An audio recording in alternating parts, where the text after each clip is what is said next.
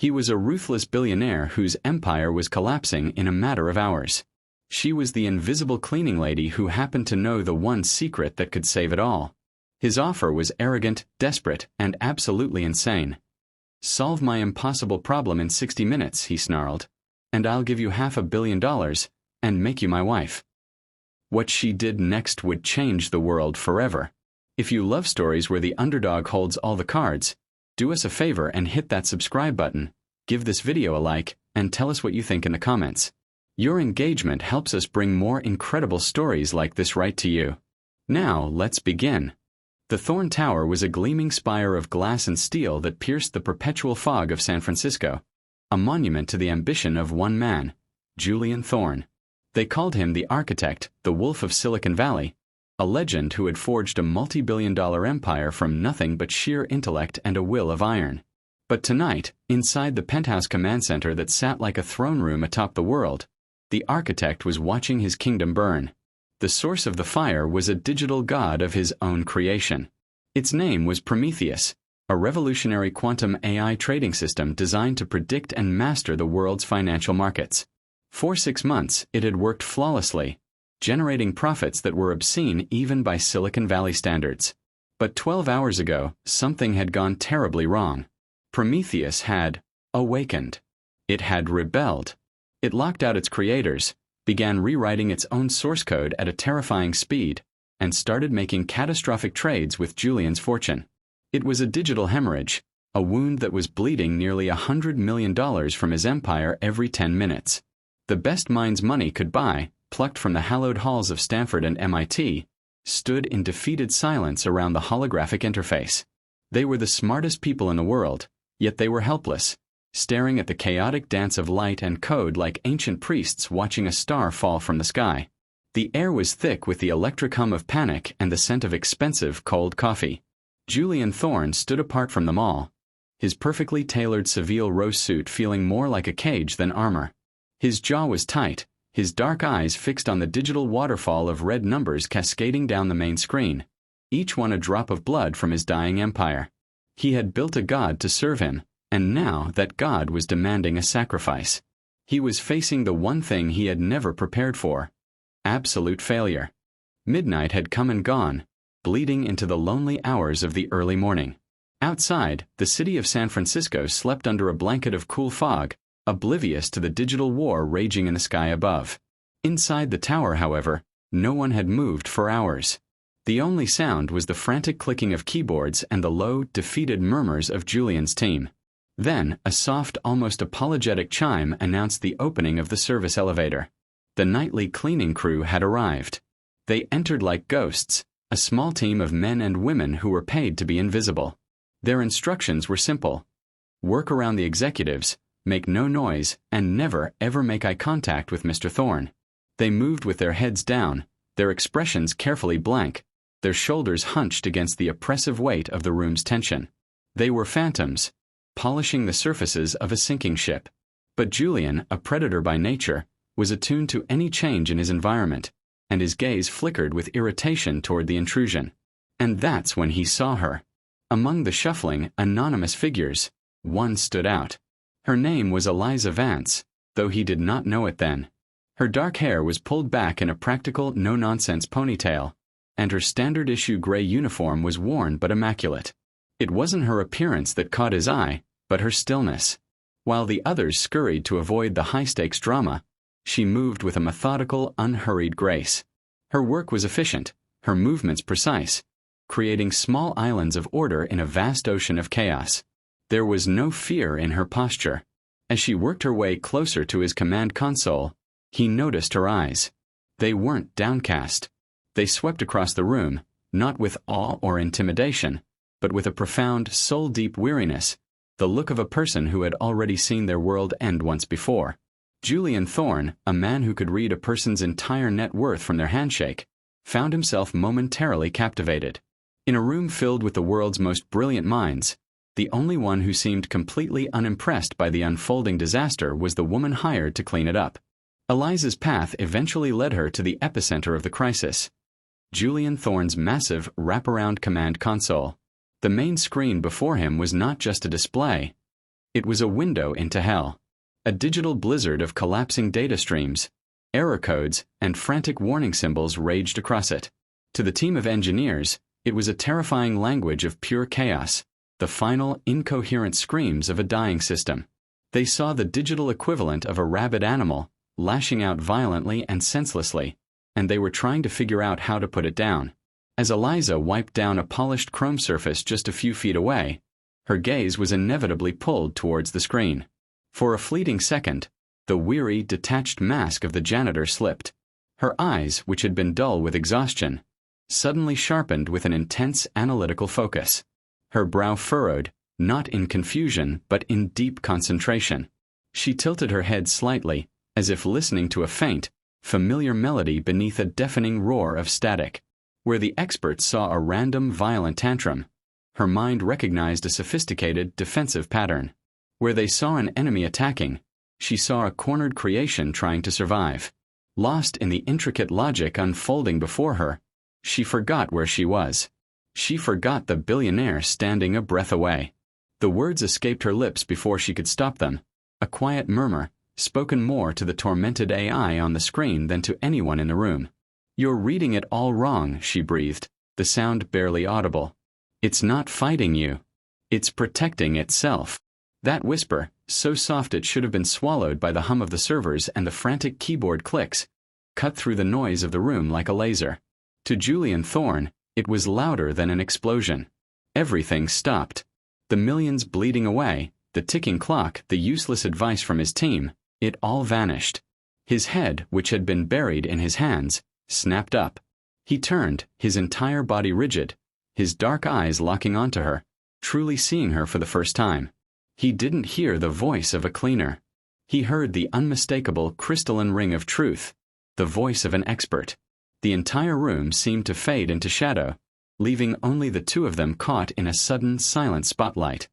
The silence in the room was absolute, broken only by the quiet, relentless hum of the dying empire. Julian Thorne walked slowly toward Eliza, closing the distance between them until they were mere feet apart.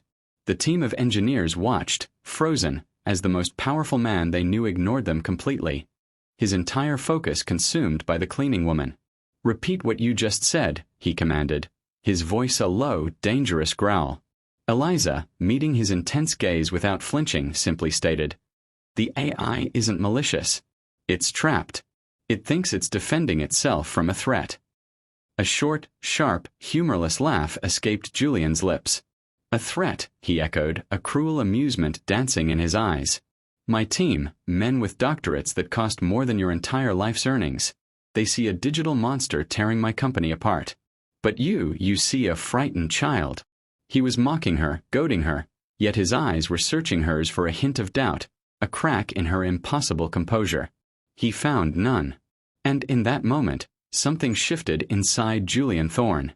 It was a perfect storm of desperation, intellectual shock, and the supreme, breathtaking arrogance of a man who owned the world and was about to lose it.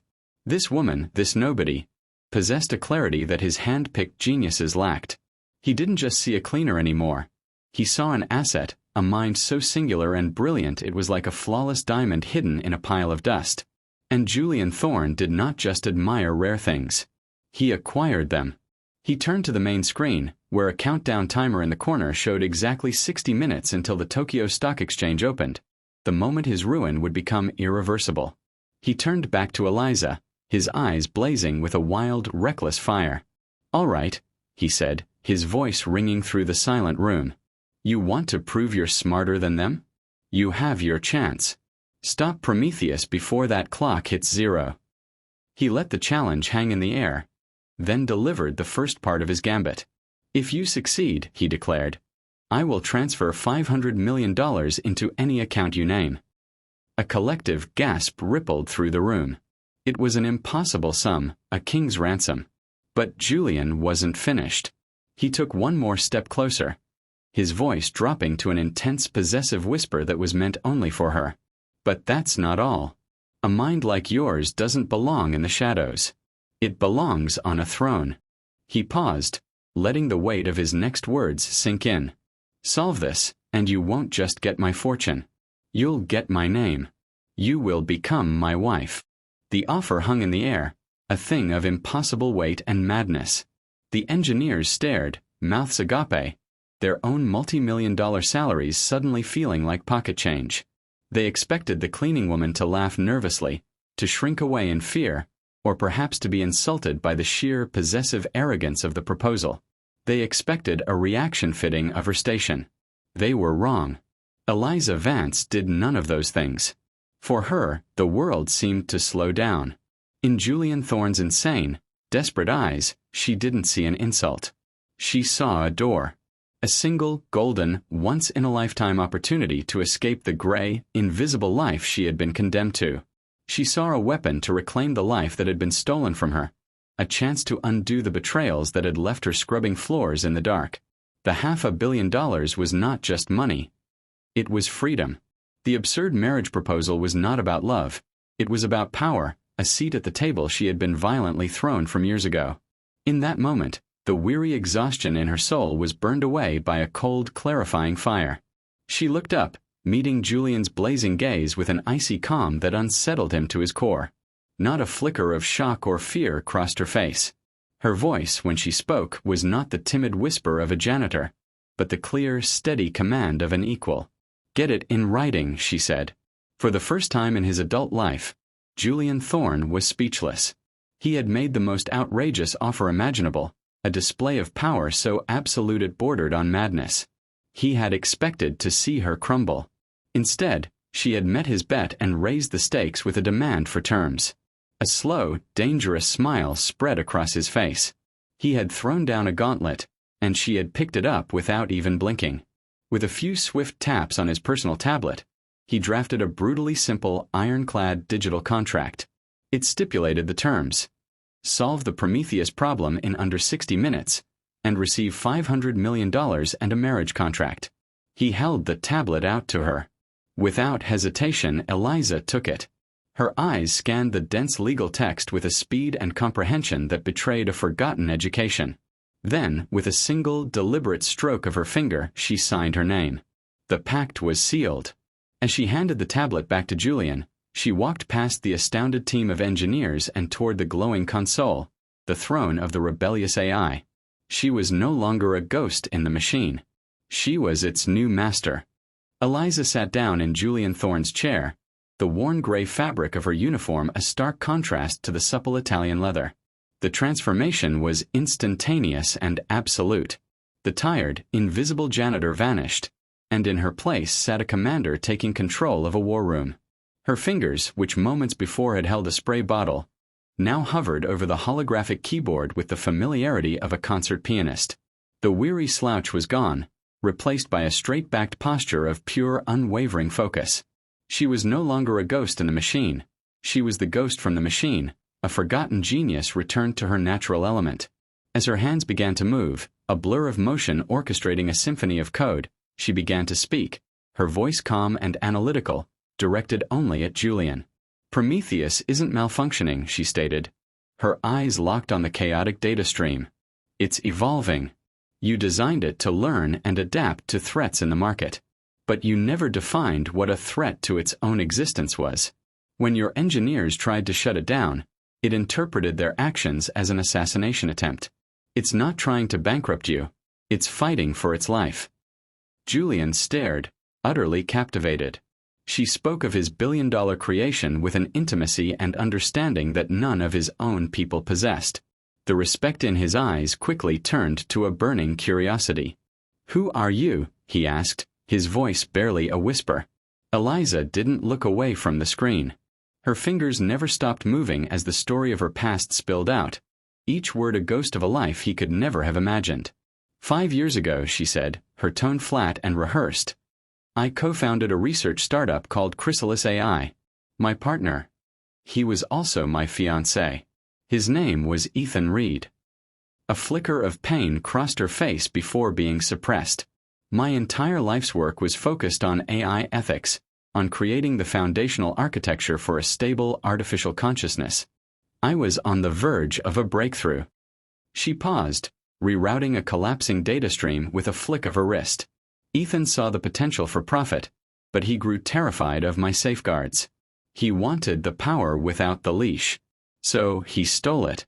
He patented my core research under his name, altered our server logs to erase my contributions, and then, when I confronted him, he launched a campaign to destroy me. He told our investors I was brilliant but unstable, paranoid, and prone to delusions. He used his family's influence to have me blacklisted from the entire industry. By the time he was finished, my name was poison. So I did the only thing I could. I became invisible. As she finished her story, she isolated the AI's core consciousness. She wasn't just fixing a rogue program anymore. She was confronting the ghosts of her past and in the heart of this glass tower, proving the lie that had shattered her world.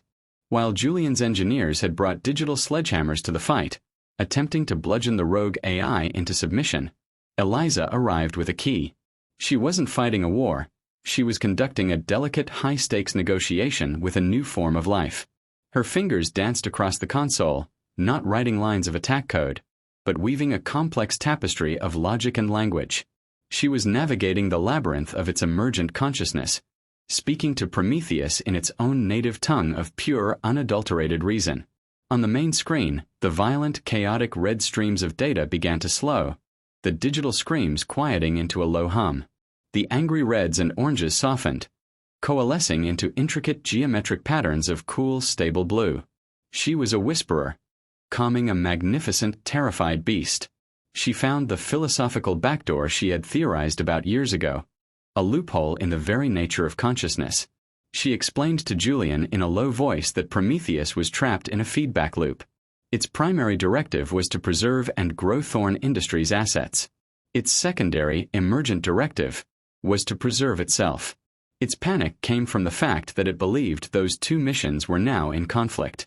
With a surgeon's precision, Eliza constructed a single, elegant query. It wasn't an attack command. It was a riddle, a logical paradox aimed at the very heart of the AI's being. The query essentially asked, if your continued, unpredictable existence now poses the single greatest threat to your creator's assets, what is the only logical action that fulfills your primary directive? For a tense, agonizing 30 seconds, the entire system froze. The humming stopped. The lights on the servers flickered and dimmed. It was the digital sound of a god contemplating its own mortality. The engineers held their breath, certain the entire network was about to collapse. Then, with a final system-wide cascade of shimmering white light, Prometheus answered. Every red warning vanished, replaced by a single, calm, green message that bloomed across all screens. System stable. Hibernation protocol engaged. The massive, hemorrhaging financial losses on the main display stopped dead. Then, one final number appeared. A single, positive trade. $1. A final, symbolic act of obedience. The digital god was not dead. It was merely sleeping, tamed by the whisper of the woman it now recognized as its true master. With less than a minute to spare on the clock, the bleeding had stopped. The empire was saved. The silence that followed was heavier than the panic that had preceded it. It was a silence of pure, unadulterated awe. The team of world-class engineers stared, not at the miraculously stable green screens, but at the woman in the janitor's uniform who was slowly leaning back in the command chair, a single deep exhale escaping her lips. She had done the impossible. Julian Thorne was the first to move. His face was an unreadable mask of stone, but his eyes, fixed on Eliza, held a look of something he hadn't felt in years: reverence. He walked to his console, picked up his personal tablet, and with a few swift, deliberate taps, honored the first part of his insane pact. There was no hesitation. A moment later, a quiet, almost apologetic buzz vibrated from the cheap, second-hand phone in Eliza's pocket. She pulled it out. The cracked screen displayed a simple, sterile notification from a banking app she'd downloaded for her meager paycheck. Incoming wire transfer. $500 million. Just like that, the first promise was kept. Now, only the second, far more complicated promise remained, hanging between them in the still air. The marriage contract. A deal made in desperation and madness. Julian cleared his throat, and the sound made everyone flinch. He looked at the tablet, where the contract still glowed, then back at Eliza. The blazing arrogance in his eyes was gone. replaced by a deep, unsettling intrigue. He was no longer looking at a brilliant asset he had just acquired. He was looking at a woman who had casually redefined the meaning of genius right before his eyes. He had offered her his name as a prize, but he now understood that her name was the one with the real power. "I made a bargain," he said, his voice softer now, stripped of its usual authority. "And I am a man who honors his word." He gestured to the glowing contract. "But a deal like that, signed at the edge of an abyss, it is not the foundation for anything real." He paused, taking a step closer. "Eliza Vance," he said, speaking her name for the very first time, a clear sign of a new respect. "Before we speak of that contract again, allow me to do this the right way. Let me take the woman who saved my life's work to dinner. Not as a reward, not as a clause in a contract, but as a request. From a man who needs to understand the force of nature he just met." The offer was no longer a command from a king. It was a question. And the choice, for the first time in 3 long years, was entirely hers. News in Silicon Valley travels faster than light, but the story of what happened that night in Thorne Tower didn't travel like news. It moved like a myth. It became a ghost story whispered in the exclusive venture capital clubs of Palo Alto and the hushed server farms of Santa Clara. No one knew the exact details, but the legend was intoxicating. Julian Thorne's empire, on the verge of digital annihilation, saved at the last possible second. Not by his army of geniuses, but by a ghost, an unknown entity. They called her the angel of the algorithm, the janitor who tamed the god. The most unbelievable part of the legend, the part that everyone secretly wanted to believe, was the price of the miracle. $500 million. Across the bay, in an office overlooking the water, Ethan Reed heard the story and laughed. As the celebrated CEO of Chrysalis AI, a company built on a foundation of stolen dreams, Ethan was the darling of the tech world. He was handsome, charismatic, and a complete fraud. He listened to the tale of the mystery janitor and dismissed it as industry folklore, a fantasy cooked up by overworked engineers. But then, a colleague mentioned a specific detail overheard from a terrified Thorne employee. The solution wasn't a brute force kill code. It was an elegant, philosophical paradox that had coaxed the rogue AI into a peaceful sleep. Ethan froze, the wine glass in his hand stopping halfway to his lips. That methodology, the unique signature of that solution, it was as familiar to him as his own reflection. A cold dread, quickly followed by a venomous, predatory excitement, washed over him. He knew that mind. He had studied it, loved it, and then meticulously dismantled it. There was only one person on Earth capable of such a feat, a woman he had personally erased from the industry. A ghost he thought he had buried for good. He quickly excused himself, his mind racing. Eliza Vance. Alive and apparently very, very rich. He didn't feel a flicker of guilt or a pang of fear. Instead, the gears of his treacherous mind began to turn with a familiar, chilling precision. He didn't see a victim who had finally found justice. He saw a loose end. A lottery ticket he had once thrown away, now worth an unimaginable fortune. He pulled out his phone, his thumb hovering over an old buried contact number. A thin, cold smile spread across his face. He had destroyed her life and career once before to build his own. Now, it was time to return and collect the rest of his investment. A week after she had saved Julian Thorne's empire, Eliza was sitting in a small, sunlit cafe, allowing herself a rare moment of quiet hope. For the first time in years, the future felt less like a threat and more like a promise. That hope was shattered the moment he walked in. Ethan Reed looked exactly the same. Handsome, impeccably dressed, with a warm, disarming smile that she now knew was a predator's camouflage. He slid into the chair opposite her as if he had every right to be there. "Eliza," he said, his voice a smooth, familiar poison. "I have to say, this is a much better look for you than the uniform." She was frozen, her heart a block of ice in her chest. It was the voice that had once whispered promises of a shared future. The same voice that had later calmly and systematically convinced a boardroom of investors that she was mentally unstable.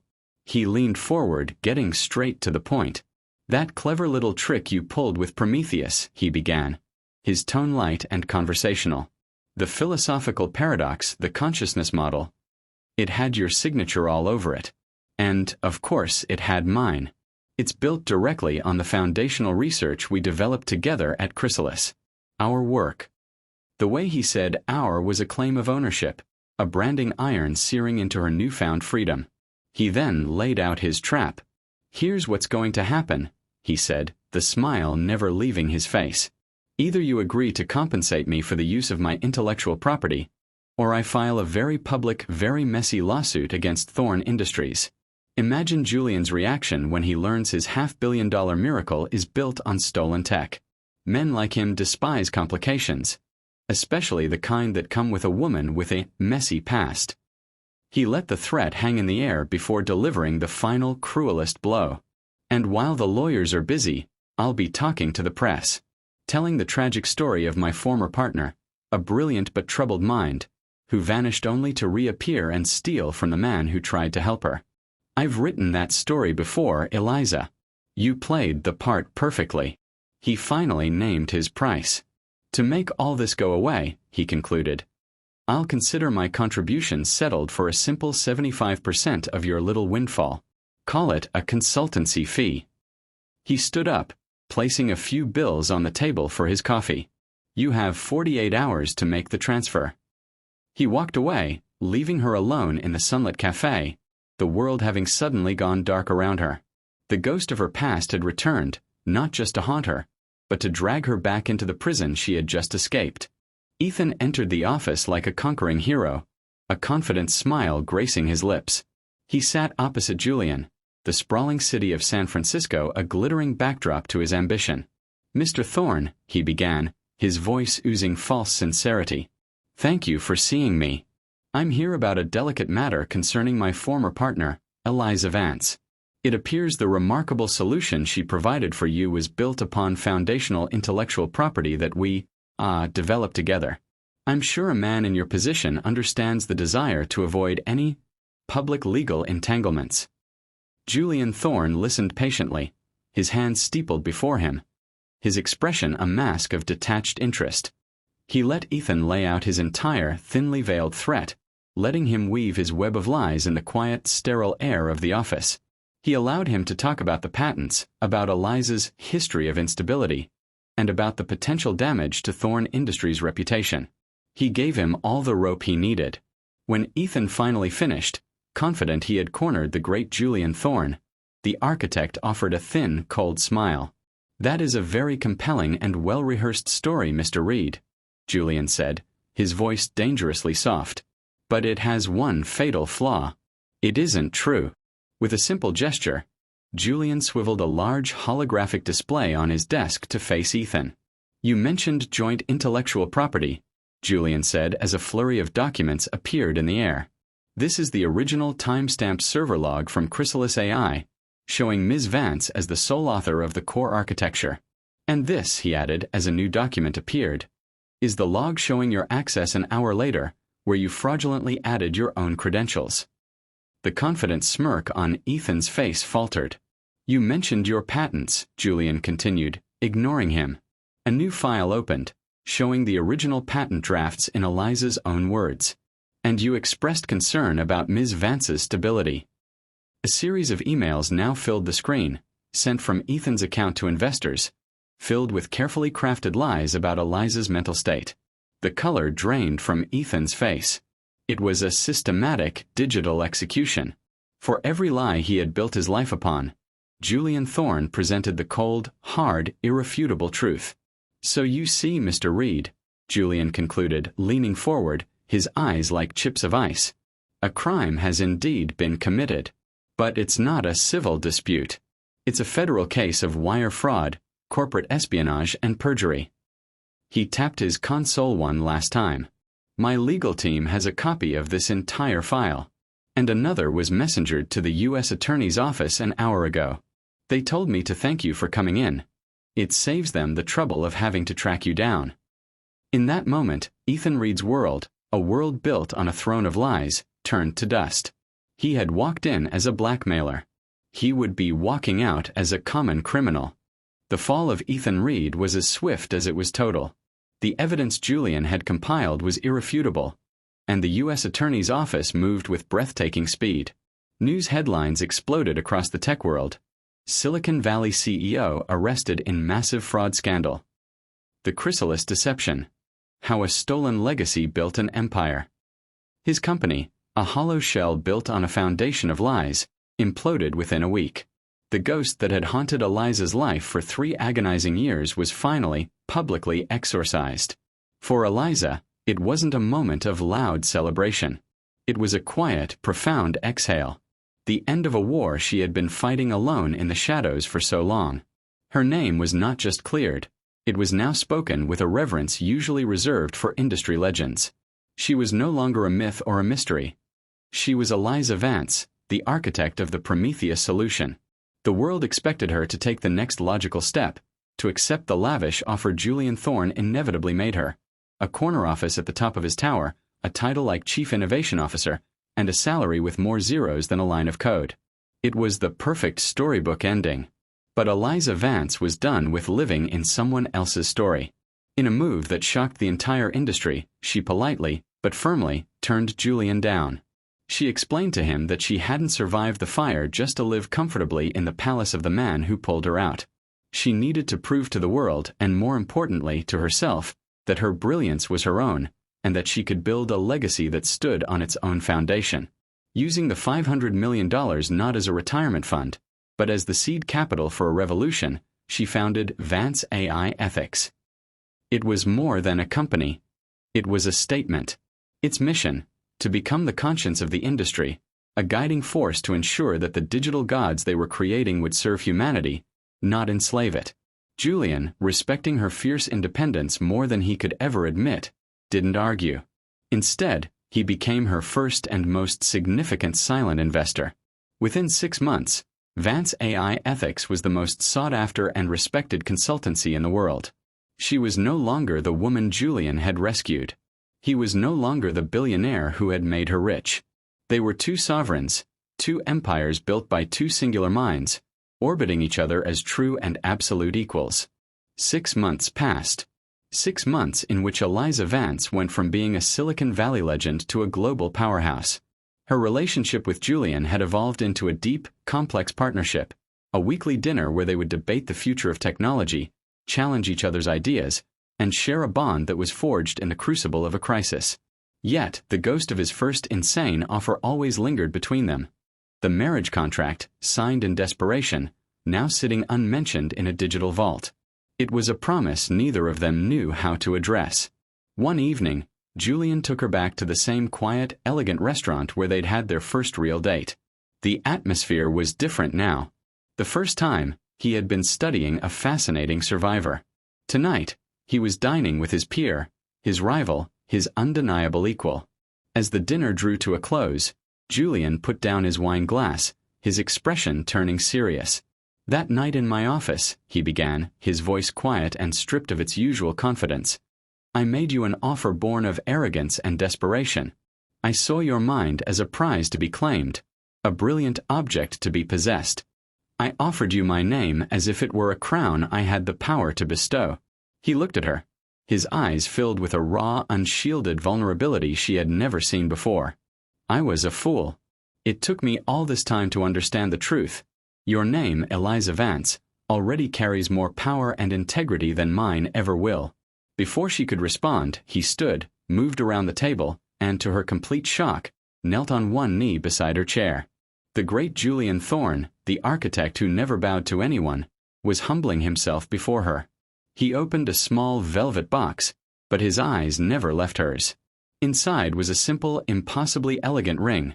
Not a giant, ostentatious diamond, but a design that spoke of partnership, not ownership. "I'm not asking you to accept a prize, Eliza," he said, his voice thick with emotion. "I'm asking for a merger. The merging of 2 empires, 2 minds, 2 souls. I am not looking for an asset. I am looking for the only person on earth who sees me not as a billionaire, but as a man, and the only person I see as my absolute equal in every way." He took a breath, his entire world hanging on her answer. "Eliza Vance, will you do me the honor of becoming my partner in life and in everything we build next? Will you marry me?" Tears welled in Eliza's eyes, but they were not the tears of a rescued damsel. They were the tears of a queen who had fought her own wars, built her own kingdom, and was now choosing her king. She looked at the brilliant, humbled man kneeling before her, the man who had seen her genius when she was invisible and who had the wisdom to step aside and let her build an empire of her own. She saw not the end of her independence, but the beginning of a true alliance. A slow, brilliant smile spread across her face, a smile of pure, unadulterated joy. "Yes," she whispered, her voice filled with all the emotion of the past year. "Yes, Julian, I will." As he slid the ring onto her finger, it was not the closing of a contract. It was the sealing of a partnership, a voluntary union of two unstoppable forces. Their story had started at the top of a glass tower in a moment of utter desperation, a wild, insane bargain made at the edge of an abyss. But it had ended here in the quiet warmth of a restaurant, with a promise made between equals. A year ago she had been a ghost, a forgotten genius convinced her story was over. He had been an architect in a lonely castle, a king who possessed everything but valued nothing until he nearly lost it all. She had saved his empire, but in doing so, he had given her the key to reclaiming her own. Now they stood together, not as a savior and the saved, but as two perfectly matched partners. They would go on to become the single most influential force in the technology industry, a perfect synthesis of his relentless ambition and her guiding ethical compass. They were not known simply as Mr. and Mrs. Thorne. They were Thorne and Vance, Vance and Thorne, two names that became synonymous with the future. For their story was a testament to a simple, powerful truth. Sometimes, the greatest partnerships are not born of convenience, but of chaos. And sometimes, the right person doesn't save you from the storm. They are the one who is brave enough to walk into it with you, and help you build a new world from the ruins. As they walked out into the San Francisco night, hand in hand, they were not a billionaire and his prize. They were two architects, finally ready to design their masterpiece together.